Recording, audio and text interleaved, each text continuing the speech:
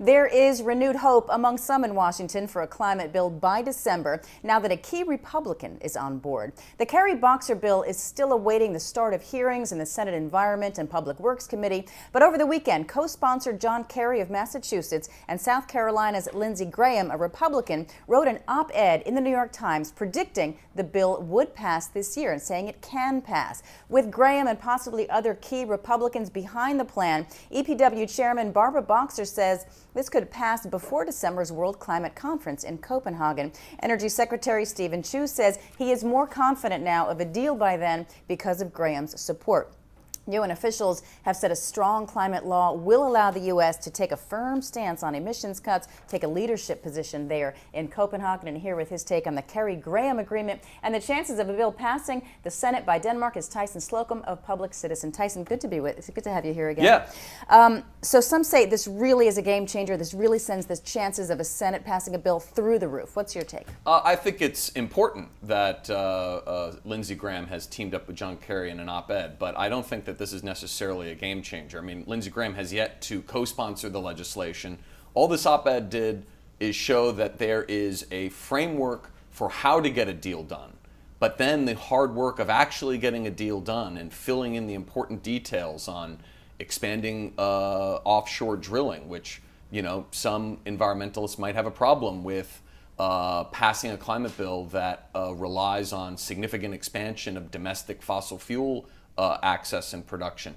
The details on what kinds of incentives for new nuclear power plants weren't really covered in that op-ed. You know, is it going to mean that nuclear power is going to be classified as renewable energy, as someone like a Lisa Murkowski wants to see? Mm-hmm.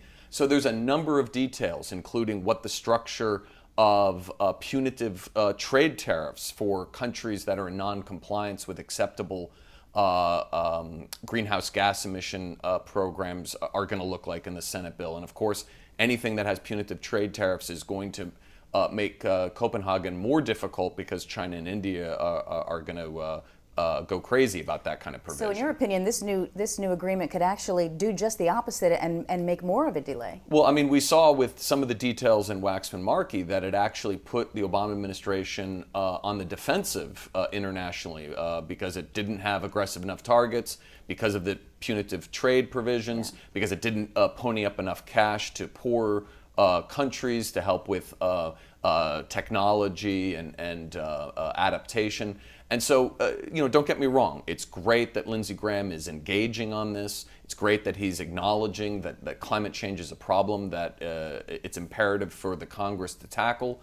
But in terms of getting us from an op-ed in the New York Times to a bill delivered to President Obama, we've got a long way to go. So what about the optimism that this is going to bring those 60 votes? I'm not sure. I mean, again, it's going to depend upon... Do you see any votes dropping off because of the additions to this? Well, it depends upon what the details are in terms of the incentives for nuclear. I think that if we're talking about expanded loan guarantees or clean energy bank financing or expedited siting procedures, that's one thing. If we start talking about classifying nuclear energy as renewable energy, that's more serious. That's going to be problematic. And also, if we see, you know, what kind of expansion of offshore oil and natural gas drilling are we talking about? Are we talking about what's in the Bingaman bill, which passed his committee in June, which just opens up some areas in the eastern Gulf of Mexico? Or are we talking about significantly expanding offshore drilling off of states like the Carolinas and Georgia and Virginia?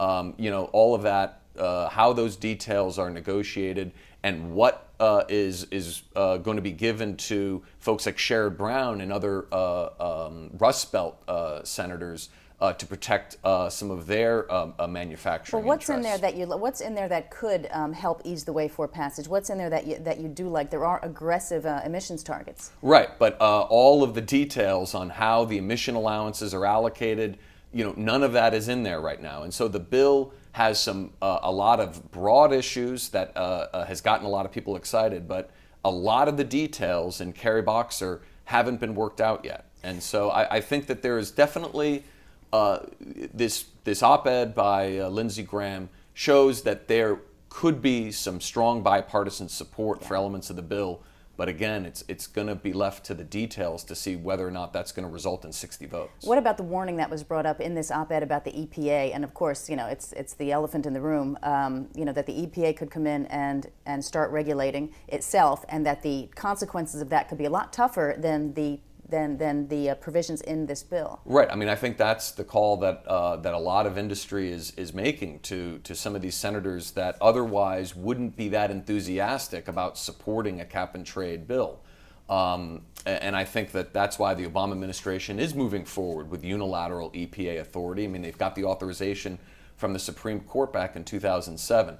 So it is going to be interesting to see how the Obama administration's moves with the EPA are going to influence this debate. So on September 30th, Barbara Boxer said she expected her committee to mark up and pass the bill within a couple of weeks. Tomorrow is 2 weeks. There's still nothing scheduled. No markup, no nothing. Right. I don't think we're going to see any action in her committee until late October. I do think she clearly has the votes and the composition of that committee to pass a bill out of her committee. But then, the question is Max Baucus going to be taking it up? Are they still going to be consumed with dealing with health care reform? And then there are other committees as well to be involved. So I think that we still have a long process. That's part of democracy. I don't think that that's a bad thing. Mm-hmm. And again, I don't think that President Obama needs legislation in hand before Copenhagen. Right. I think that he has done enough admirable work, particularly on the diplomatic front, a lot of it behind the scenes. There's been daily engagement with China and India and other key countries that might be a factor in why the Norwegians awarded him the Nobel Prize, because I think that he has shown a real commitment to engaging the world and trying to reach some sort of agreement, but we don't necessarily need domestic legislation. And maybe this will be seen at the least as just more progress. Right. Anything that the international community can see as signs that there are folks in the United States serious about dealing with climate change, I think that'll help Obama during negotiations. So for now, we await more details on Kerry-Graham. That's right. All right. Tyson Slocum, Public Citizen, thank you. Yeah, my pleasure.